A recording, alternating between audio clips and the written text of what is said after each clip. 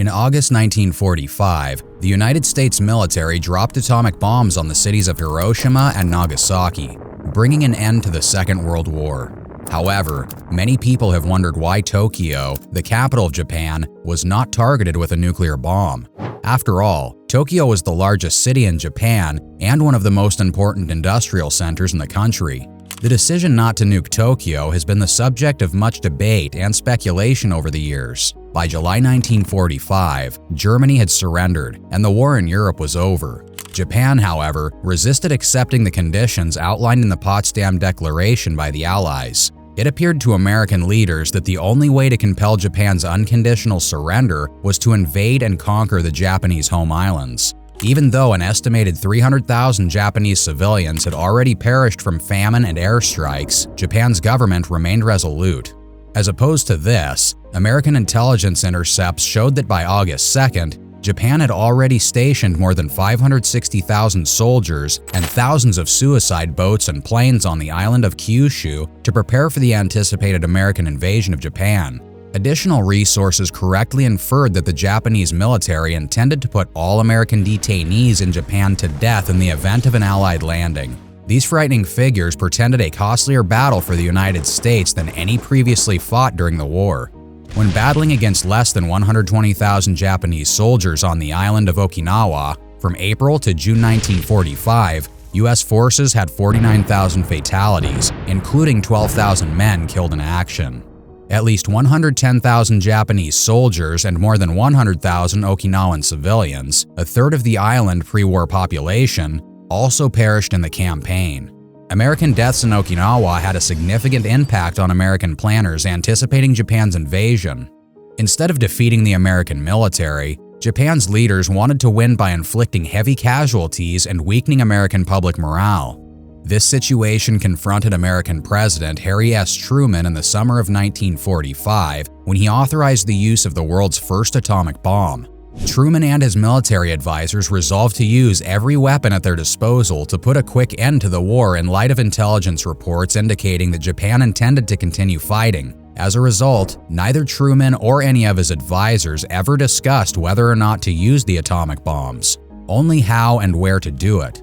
To decide how to utilize the bombs most effectively, the American government assembled a committee of scientists and military commanders in the spring of 1945. This group unanimously declared that there was no guarantee that demonstrating the bombs to the Japanese in a deserted area would convince Japanese leaders to surrender. Japan needed to be convinced to surrender as fast as possible because the United States had just 2 atomic bombs available in July 1945, and additional weapons would not be ready to deploy for several weeks. Meanwhile, thousands of Chinese, American, and Japanese soldiers died each day as the war continued. Consequently, Truman approved the long-standing plans for the U.S. Army Air Force to drop atomic bombs on a list of pre-selected Japanese cities. Tokyo and Kyoto were left off the list of targets because of their significance in politics and history. Instead, Hiroshima, a city with a fan-like form and a population of around 550,000, was the planned recipient of the first bomb. It was located on the Ota River estuary. The city also housed several weapons enterprises and the headquarters of the Japanese army that guarded the island of Kyushu. The primary purpose of atomic bombing by the U.S. during World War II was to quickly force Japan into surrendering without having to launch a large-scale invasion that would have cost hundreds of thousands or even millions of lives from both sides involved in the battle. Initially, President Truman wanted to target military bases and industrial areas that were heavily populated with Japanese citizens so that their destruction could instill fear within them, leading them towards capitulation, but eventually decided against it due to ethical concerns as well as wanting the minimum civilian casualties possible while still achieving its goal of forcing a swift surrender from Japan's government officials. In addition, Tokyo seemed like an ideal choice because it held strategic importance, being home to several military headquarters and other essential infrastructure such as railroads.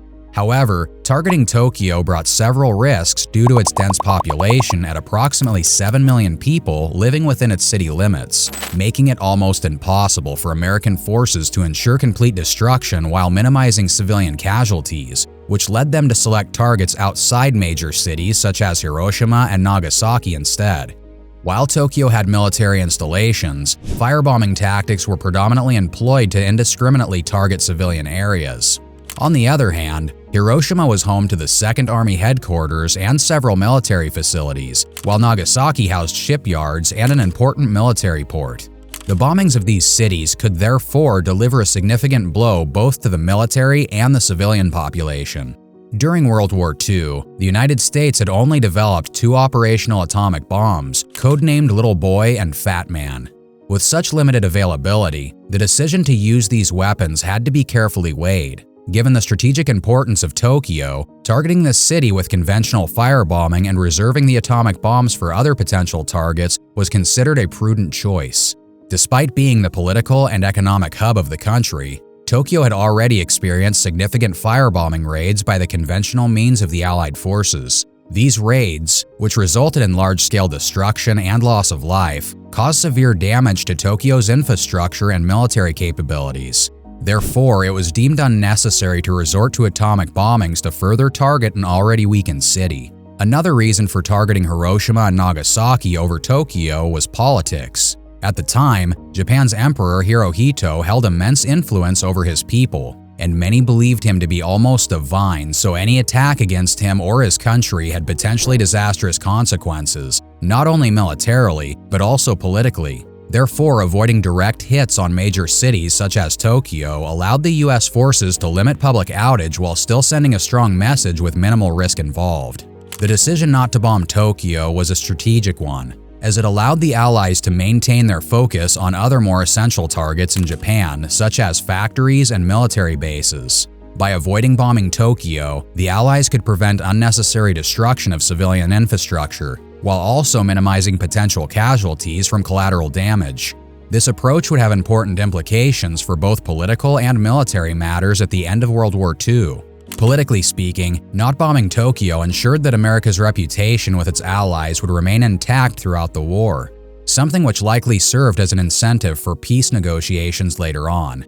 Not only did this show respect for Japan's sovereignty, but it also hinted at the willingness to negotiate despite all odds, something that no doubt favor among both friend and foe alike when trying to bring an end to hostilities. The bombings of Hiroshima and Nagasaki are 2 of the most devastating events in world history. The physical destruction of the attacks was immense. In Hiroshima, almost 70% of all buildings were destroyed, and much of the city was flattened by the blast. In Nagasaki, a large portion of the city was also destroyed. Many survivors in both cities described seeing fires raging through their neighborhoods and witnessing entire families killed instantly in front of them. The scale of destruction caused by these bombs has since been compared to that seen following nuclear tests conducted in more recent decades. The death toll resulting from the bombings is estimated at around 200,000 people, with many more injured or affected by radiation sickness over time. Most deaths occurred immediately after impact, but for those who survived, there were long-term consequences, such as increased risk for certain cancers due to exposure to radiation from the blasts. Survivors also experienced psychological trauma, which can still be felt today amongst those who lived through it or lost family members as a result. The social and cultural impact of the bombings of Hiroshima and Nagasaki has been felt for decades since World War II. The survivors of these events faced tremendous hardships, both directly after the attacks as well as long-term effects such as radiation sickness or psychological trauma from what they had experienced. On top of this, many survivors faced discrimination in post-war Japan due to their association with a source of shame for Japanese people: the atomic bombs that destroyed 2 cities and killed so many innocent civilians. The US decision not to nuke Tokyo can be attributed to a combination of strategic, diplomatic, and humanitarian factors. The bombings on Hiroshima and Nagasaki accomplished what the United States desired: Japan's unconditional surrender. Targeting Tokyo directly would have further intensified the devastation and potentially prolonged the conflict. Make sure to let us know your thoughts down below. Subscribe to the channel as a sacrifice to the gods of the algorithm. Thanks for watching, and see you next time.